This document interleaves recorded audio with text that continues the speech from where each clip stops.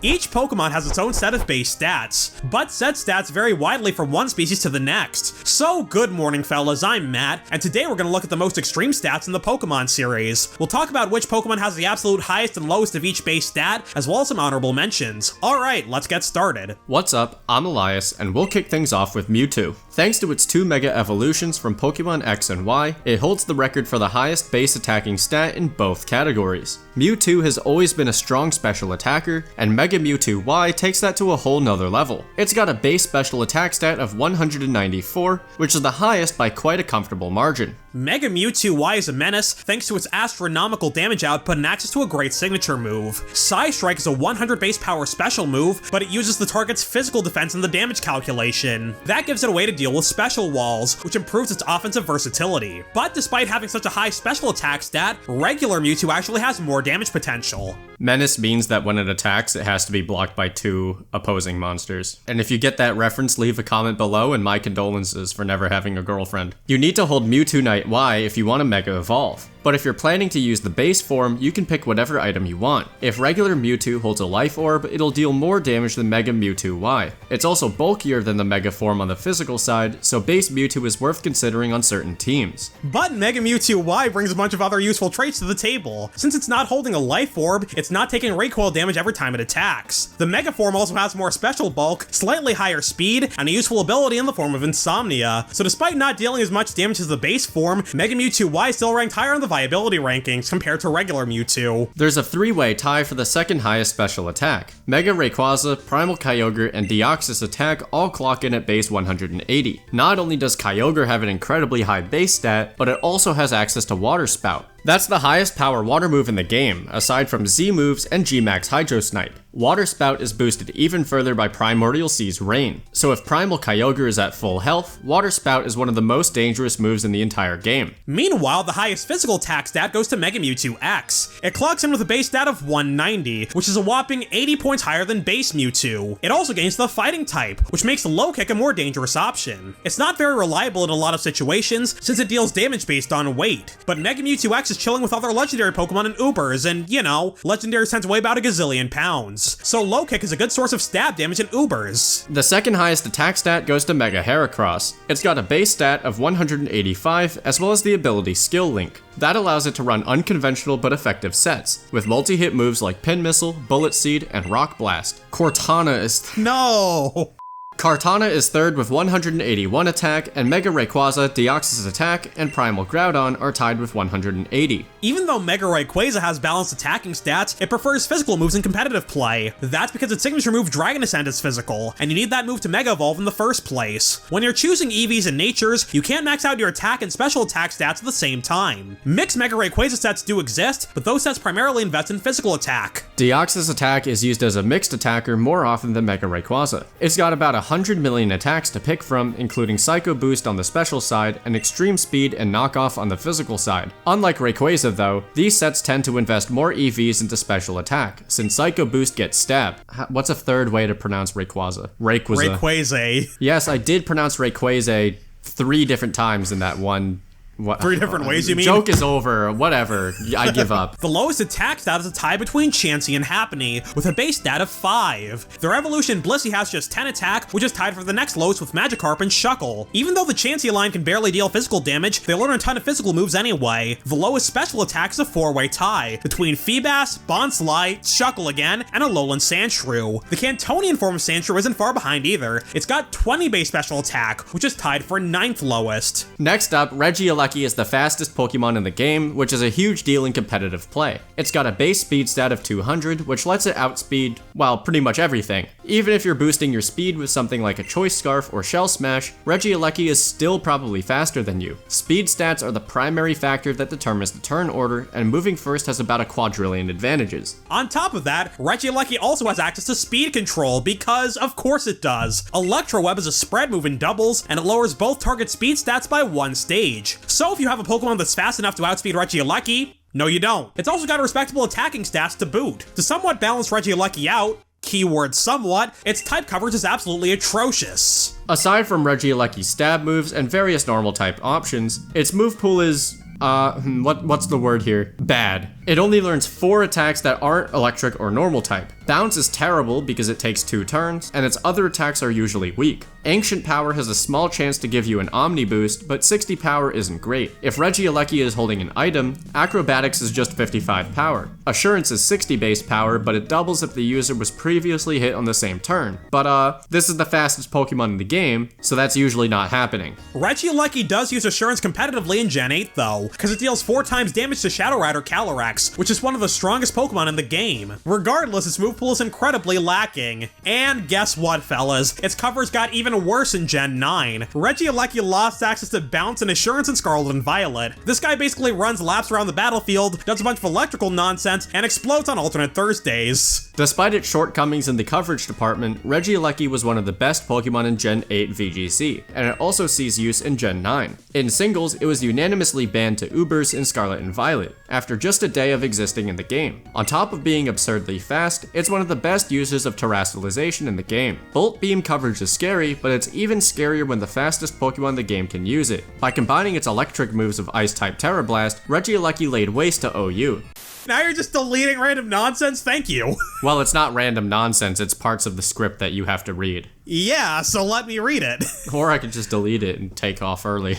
The second fastest Pokemon is Deoxys' Speed form, with a base speed stat of 180. Since it's a mythical, Deoxys has been banned in the vast majority of VGC formats, but it has a few ways to leverage its high speed in singles. You can use Deoxys as a lead and set up hazards before your opponent can move. Over the years, that's been the Speed form's primary role, but you can also go on the offensive with moves like Psycho Boost, Ice Beam, and Superpower. Regieleki and Deoxys are the fastest obtainable Pokemon, but there's one trainer that has them both beat. Team Star's bosses use their Starmobiles when they fight you, and one of them is absurdly fast for its level. The Starmobile stats aren't calculated using the typical formulas. Each one has custom stats that are hard-coded into the game instead, bypassing the system of base stats, EVs, and IVs. Giacomo is the first boss you're meant to fight, and his Starmobile is level 20. If you had a level 20 Regieleki, its speed could get as high as 113. But the second Starmobile is even faster than that. Giacomo's car has a speed stat of 129. That's equivalent to a base speed stat of 236 at the absolute minimum. But the Starmobiles are exclusive to these battles, and you can't obtain these forms yourself. So for all practical purposes, Regieleki is the fastest Pokemon in the game. The slowest Pokemon in the game is a 3-way tie. Shuckle, Munchlax, and Pyukumuku all have a base speed stat of 5, but all 3 of these Pokemon are better known for their defensive and or support capabilities. Not only does Shuckle learn Stealth Rock and Sticky Web, but it can use its ability Sturdy to ensure it gets webs up. That gives it a niche in some high tiers of competitive singles, like Gen 6 OU and Gen 8 Ubers. That threw me off for a second because I thought you pronounced niche the other way. Now everybody's gonna think that I've replaced you with your evil twin. Well, you have. I mean, Anyway, Pyukumuku's moveset consists of counterattacks, status moves, and no traditional attacks whatsoever. I wonder where I've seen that before. Anyway, on top of its solid defensive stats, Pyukumuku has the ability Unaware, which is a great way to deal with setup sweepers. It's bulkier than other Unaware users like Clefable and Quagsire, and it has all sorts of annoying status moves. Pyukumuku can learn stuff like Toxic and Spite to get rid of your HP and power points, block to trap targets, and recover and rest to heal, among other moves. It also learns Purify, but no. Thanks to these traits, Pyukumuku has a niche in many competitive formats. In fact, it's on the viability rankings in every standard Smogon tier in Gen 7, from OU all the way down to ZU. Munchlax has an evolution in the form of Snorlax, which means this little guy is eligible for Little Cup. It's got a base HP stat of 135, which is a record for unevolved Pokemon. It's also got 85 special defense and the ability Thick Fat, so it has a lot of favorable defensive properties. Combine that with 85 base attack, and you've got an incredibly capable baby Pokemon on your hands. If your human baby is doing this, They're Superman. Yeah, you just gave birth to Superman, congratulations. So despite being the slowest Pokemon in the game, Munchlax, Pyukumuku, and Shuckle all have roles to play in certain metagames. They don't even need Trick Room to succeed, even though that move makes slow Pokemon move first. In fact, Trick Room would actually hinder Shuckle's game plan, since Sticky Web makes your opponent slower. When it comes to defensive stats, things get a little messy. Blissey has the highest base HP stat in the game, clocking it with a perfect 255. That's the biggest number that can be stored in 8 bits, so that's the highest possible stat under the current system. It also has 135 base special defense, so it barely takes any damage from special moves whatsoever. To compensate though, it has one of the worst physical defense stats in the game. Blissey's base defense is just 10, so it can't take nearly as many physical critical hits. Even if you don't give it any special defense EVs and max out its defense, Blissey is still nearly 3 times bulkier on the special side. Chansey and Blissey are the epitome of the term special wall, and they have been for many years. Chansey has the second highest HP stat in the game. Sort of. We'll get back to that in a second. Chansey's 250 base HP isn't too far behind Blissey, and neither is its 105 special defense. In fact, Chansey can hold an Eviolite to become even bulkier than its evolution. There are 3 other obtainable Pokemon with base HP stats of at least 200. Guzzlord has 223, Zygarde's complete form has 216, and Regidrago has 200 even. Not bad.